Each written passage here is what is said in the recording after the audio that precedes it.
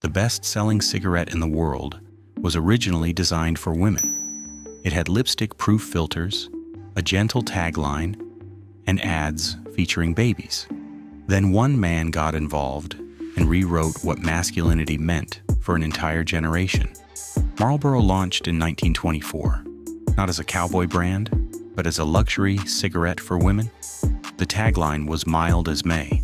The filter had a red tip specifically to hide lipstick stains. Early ads ran in elegant magazines, featuring fashionably dressed women living refined lives. Then came the baby ads. During the post-war baby boom of the late 1940s and early 1950s, images of infants were everywhere in advertising, and Marlboro just went with it. Gee, mommy, you sure enjoy your Marlboro. Then the 1950s happened in a different way. Health studies started linking cigarettes to lung cancer, and the panic spread across the industry. Men started gravitating toward filtered cigarettes, safer looking, at least on paper. But filtered cigarettes had a reputation problem. They were what women smoked, the kind with the red tip for hiding lipstick. No man in 1950s America, a country shaped by war veterans, blue-collar workers, and rigid gender roles, wanted to be seen with one. Philip Morris needed to fix this.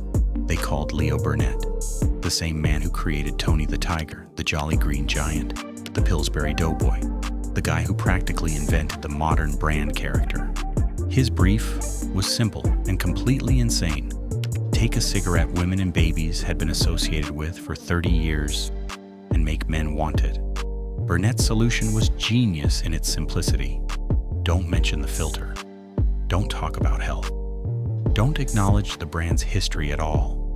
Just show the most masculine image in American culture and let people connect the dots themselves. He proposed a lineup of archetypes: sea captains, construction workers, war correspondents, weightlifters. The cowboy was supposed to be just the first in the series, but when the cowboy landed, it was over. Weathered faces, calloused hands, men who actually rode horses, because audiences can smell fake, and he knew it. By 1955, a year later, Marlboro went from under 1% market share to the fourth best-selling cigarette brand in the country. Philip Morris scrapped the other archetypes immediately. The cowboy was Marlboro now and forever. They built entire campaigns around Marlboro country: open plains, horses, sunsets, silence. Pure freedom, pure America. Cowboys weren't just spokesmen.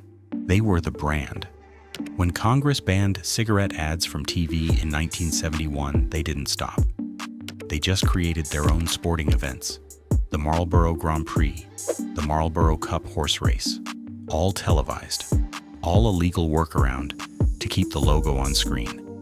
By 1972, less than 20 years after a cowboy replaced a baby, today it holds over 40% of the entire U.S. cigarette market. All of that from a brand that was essentially dead in 1953. Several of the men who played the Marlboro Man died from smoking-related illnesses.